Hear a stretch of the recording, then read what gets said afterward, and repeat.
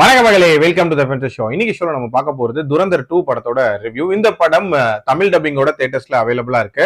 இந்த படத்தை இந்தியாவோட ஒரு பெஸ்ட் ஸ்பை த்ரில்லர் படமா எடுக்கணும் அப்படின்னு தான் முடிவு பண்ணிருக்காங்க. அதுக்கு ஏத்த மாதிரி பார்ட் 1ல ஆல்மோஸ்ட் 90% சக்சீட் ஆயிருந்தாங்க. இன்னொரு 10% அப்படின்றது இந்த ஆளுங்கட்சிக்கு சொம்படிக்கிறது அப்படின்ற மாதிரியான ஒரு வேலையை பார்த்திருந்தாங்க. இந்த பார்ட் 2ல சொம்புலாம் அடிக்கல, அண்டாவா ப்ரோபகண்டாக்களை இறக்கிருக்காங்க அப்படின்னே சொல்லலாம். கதைன்னு பாத்தீங்கன்னா பார்ட் 1ல நம்ம ஹீரோ பாகிஸ்தானோட ஒரு முக்கியமான நபரான ரகுமானை வந்து போட்டு தள்ளிட்டு அவரோட இடத்துக்கு வரணும் அப்படின்ற மாதிரி முயற்சி பண்ணிட்டு இருப்பாரு.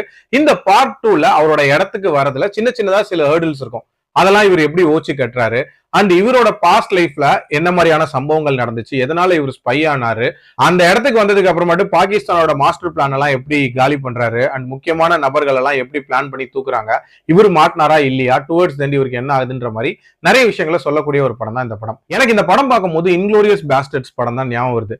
அதுல இந்த நாசிஸோட பெருமையை பேசுறதுக்குன்னே வந்து ஒரு ப்ரோபகண்டா படம் ஒண்ணு எடுத்து வச்சிருப்பாங்க. அதை வந்து தியேட்டர்ல போடுவாங்க.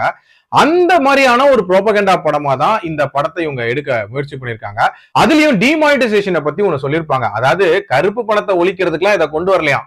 யூபியோட தேர்தலுக்காக பாகிஸ்தான் வந்து ஏகப்பட்ட பிளாக் மணியை வந்து உள்ள இறக்கியிருப்பாங்க, யோகி ஜெயிக்க கூடாது அப்படின்றதுக்காக.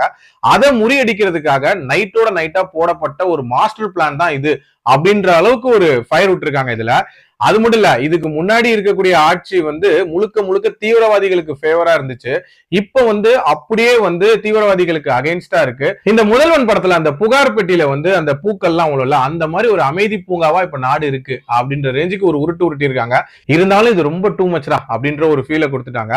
குவாலிட்டி வைஸ் பாத்தீங்கன்னு வச்சுக்கோங்களேன், இந்த படத்தை பெருசா குறை அப்படின்லாம் சொல்ல முடியாது. அதாவது 4 மணி நேரம் நெருக்கி உட்கார வைக்கிற மாதிரியான ஒரு டைட்டான ஸ்கிரீன் பிளே அமைச்சிருக்காங்க. ஆக்ஷன் சீக்வன்சஸ் அப்படின்றதெல்லாம் தெறிக்க விட்டுருக்காங்க. ரன்வீர் சிங்கை பொறுத்த வரைக்கும் ஒரு முரட்டுத்தனமான பீஸ்டா அந்த ஆக்ஷன் சீக்வன்சஸ் எல்லாம் பெர்ஃபார்ம் பண்ணியிருந்தாரு. அது மட்டும் இல்லாம இந்த படத்துல சில ட்விஸ்ட் அண்ட் டர்ன்ஸ் அப்படின்றதும் ரொம்ப நீட்டா பிளேஸ் பண்ணிருப்பாங்க. அதுலயும் கிளைமேக்ஸ்ல ஒரு நபரை பத்தி ஒரு ட்விஸ்ட் ஒன்று வரும், அதெல்லாம் அல்டிமேட்டா இருந்துச்சு. விஸ்வரூபம் படத்துல எப்படி ஒசாமா பின் லேடனை கொண்டு வந்திருப்பாங்களோ அதே மாதிரி இதுல வந்து ஒரு முக்கிய நபரை வந்து கொண்டு வந்திருப்பாங்க. அந்த மொமெண்ட் அப்படின்றதும் இன்ட்ரெஸ்டிங்கா இருந்துச்சு. இது மாதிரி நிறைய பாசிட்டிவ்ஸ் இருக்கக்கூடிய ஒரு படம் தான். ஆனா இந்த ப்ரோபகண்டாக்கள்ல உள்ள திணிக்கும் போதுதான் இந்த படத்தோட தரம் அப்படின்றதே கெட்டு போயிருது அப்படின்னே சொல்லலாம். என்னோட ரேட்டிங் இந்த படத்துக்கு 3.5 out of 5. அடல்ட் கண்டென்ட்டை பொறுத்த வரைக்கும் இது வெரி ஸ்ட்ரிக்ட்லி ஃபார் அடல்ட்ஸ். உங்களுக்கு இந்த மாதிரியான ப்ரோபகண்டாக்கள்லாம் பிரச்சனை இல்லைன்னா தாராளமா ட்ரை பண்ணி பாருங்க. மீண்டும் அடுத்த விமர்சனத்தில் சந்திக்கிறேன். நன்றி, வணக்கம்.